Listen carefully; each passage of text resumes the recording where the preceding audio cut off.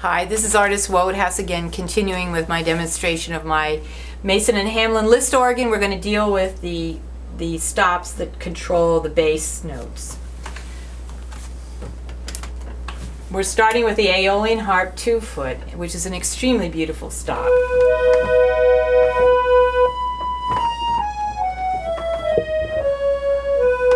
Now it sounds nice by itself, but it sounds particularly nice accompanying some of these stops in the right hand.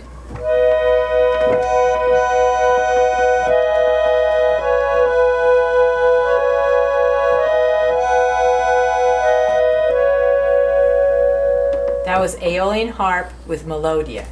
Now here's Aeolian Harp with Corno.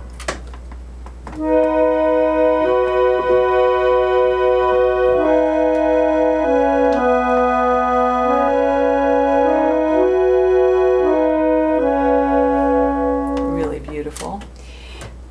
Here it is with Seraphone.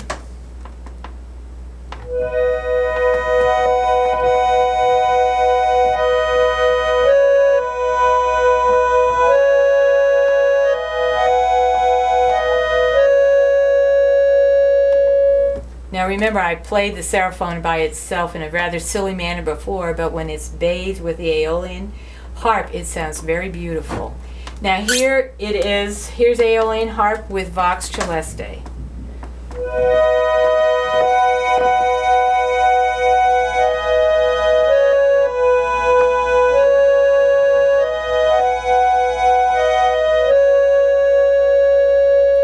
Also a very beautiful combination.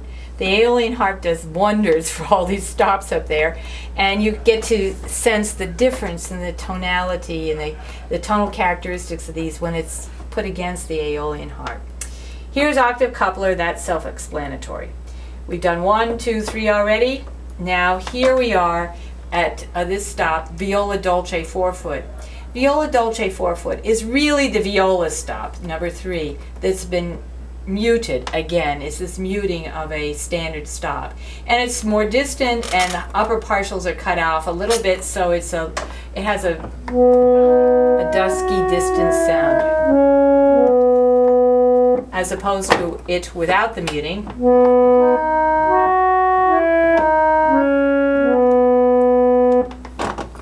Okay, here's a really wonderful stop, the sub bass 16-foot. And I think it's self-evident what it does and why it's there, just from listening to it.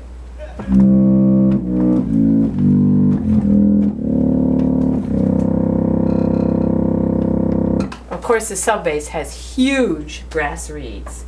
Now, obviously, it's a substitute for the foot pedals of the pipe organ, and it's great for playing hymns.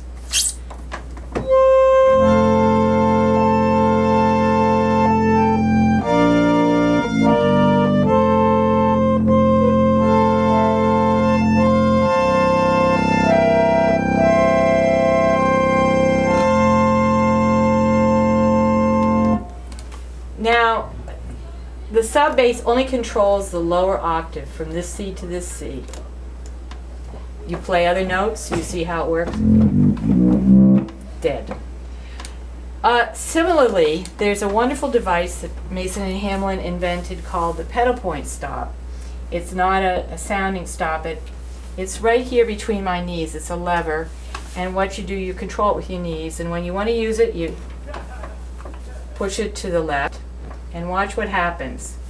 I have the sub bass pulled.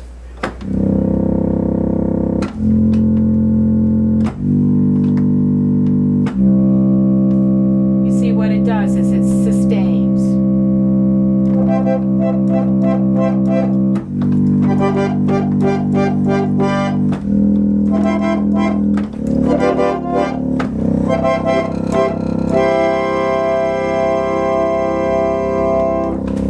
It's a wonderful device. Again, it gives you the possibility of mimicking what a foot pedal will do on a church organ to an extent. And I used it a lot in the first piece in the Passion of Schoenthal's, the Schoenthal video. If you'll see, you can trip the bass note to play.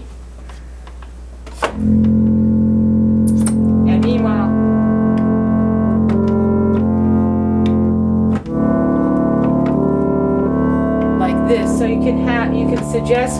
you can suggest a sustained note here. Not suggest, you have a sustained note here, and you can have notes moving around in the tenor range.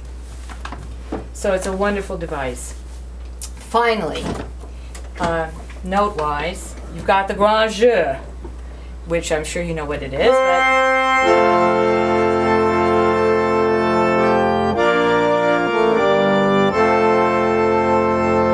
it's all the reeds sounding, and also the octave coupler being engaged. And you know, here's the octave coupler. You can use the octave coupler just by itself, not using the grand jeu. Obviously, look at this. Let's go.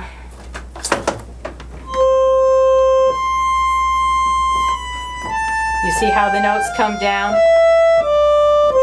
It actually pushes the note down. The final stop is the Vox Humana, which is not a sounding stop. But what the Vox Humana does when you pull it, it triggers a rotating fan-like device inside the instrument that is positioned over the reeds of the treble. So you get an intermittent air supply surge, and it gives a beautiful vibrato.